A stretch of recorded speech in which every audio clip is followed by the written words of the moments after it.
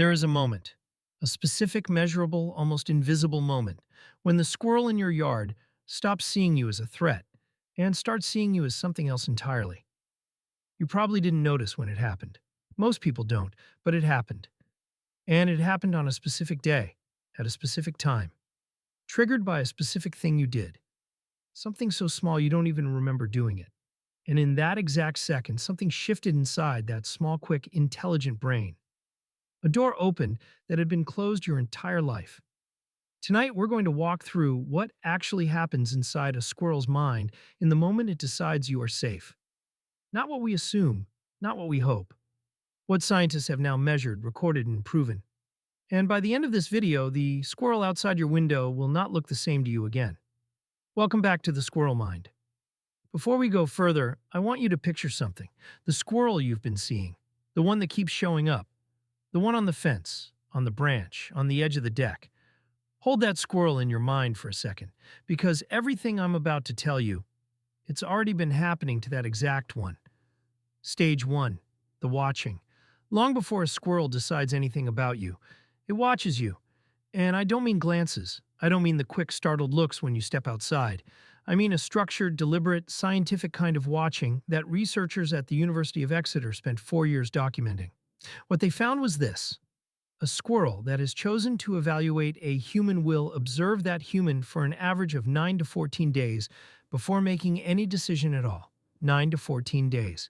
That means the squirrel currently looking at you through the window has likely been studying you for almost 2 weeks before you ever noticed it was there. And during those 2 weeks, it isn't just looking, it is collecting. It is recording how you move, the speed of your steps, the sound of your door, whether your hands are usually full or empty, whether you look up at the trees or stare at the ground, whether you stop when you see it, or keep walking.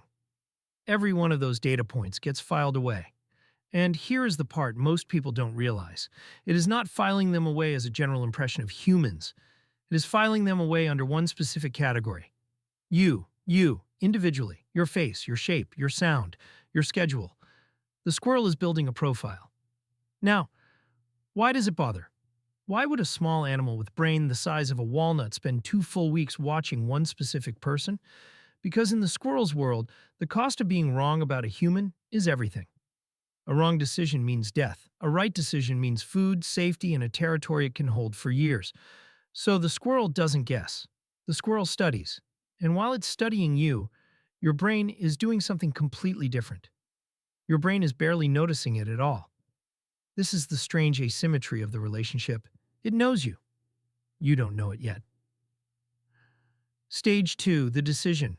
After those 9 to 14 days, something changes. Researchers can actually see it on camera. The squirrel will arrive at its observation spot. The same branch, the same fence post, the same corner of the deck. And instead of watching you, it will do something different. It will test you. This is the moment most people miss completely. And it almost always looks like nothing.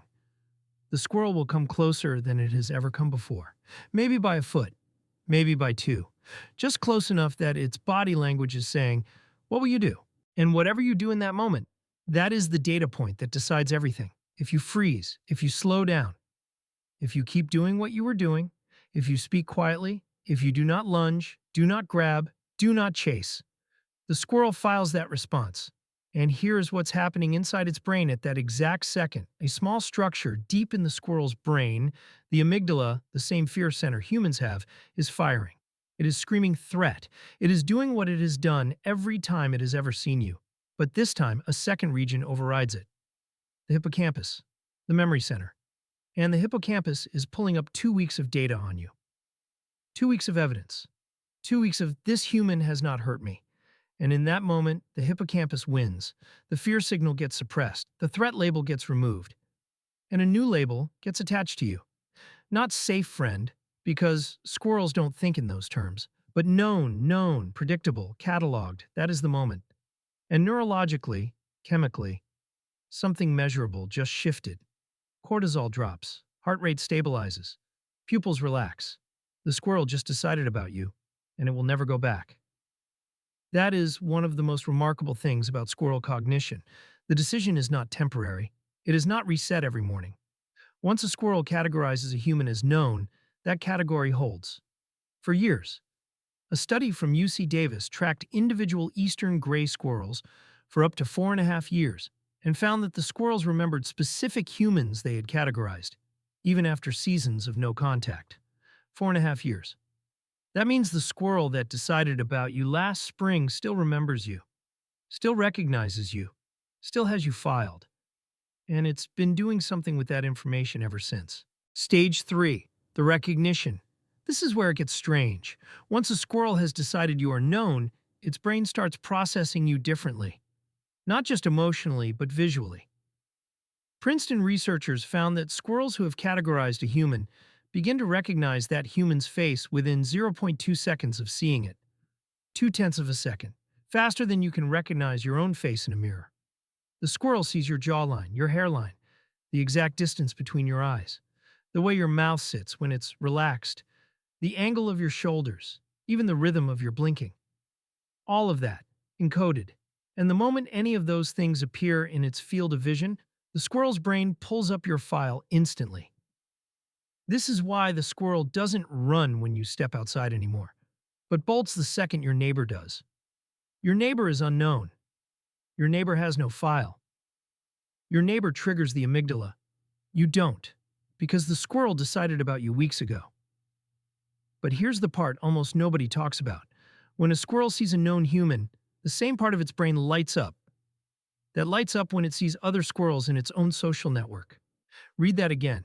Its own social network. Not predator, not non-threat, not even neutral. Part of the network. The squirrel that has decided about you has slotted you into the same neural file it uses for the squirrels it grew up with.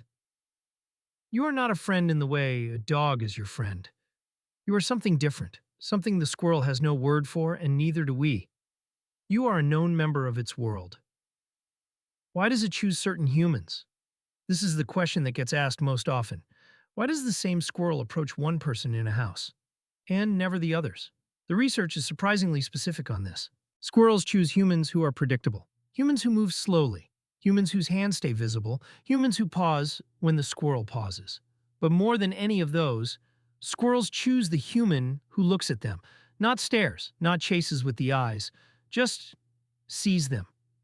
Because in the squirrel's world, being seen by a predator is a death sentence, but being seen by something that then does nothing, that is the most unusual data point of all, a creature that notices you and does not act on it.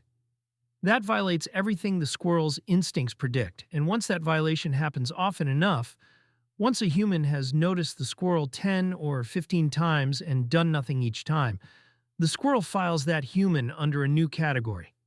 The category we don't have a name for. The one that means this one is different. What it means when they come back. There is a behavior most squirrel owners, if you can call it that, start to notice without realizing it. The squirrel returns every day, at roughly the same time, to roughly the same spot. Most people assume this is about food. It isn't. Or it isn't only about food. The returning is the relationship. In the squirrel's brain, your presence has become a fixed point in its internal map of the world. It has placed you on its territory grid. You are a landmark now. And every day, when it comes back to check that landmark, it is doing something almost no one realizes. It is confirming that its decision about you was correct. Every visit is a small re-verification. Is the known human still known? Is the world still as I have it filed? And every time you respond the way you've always responded, slowly, quietly, without violating its expectations, the file gets stronger. The trust deepens, not emotionally, structurally, inside its brain. You did not know any of this was happening, but it was. It is. It still is, right now, in the small intelligent skull of the squirrel currently somewhere in your yard. A creature you walk past without thinking about has been thinking about you for weeks. A brain you assumed was running on instinct has been running a careful, calculated, scientifically measurable evaluation of one specific human being, you. And somewhere in those 9 to 14 days, at a moment you do not remember, a small switch flipped inside that brain. The fear was turned off. The category was changed. And without ever knowing it, you became something that almost no human in that squirrel's life will ever be. Known. Tomorrow morning, when you step outside, look at the squirrel that's already there. Not the way you've looked at it before. Look at it the way it has been looking at you, patiently, carefully, with attention, because somewhere in its small brain, there is a file with your name on it, and it has been open for a long, long time. Welcome to the Squirrel Mind. I'll see you in the next one.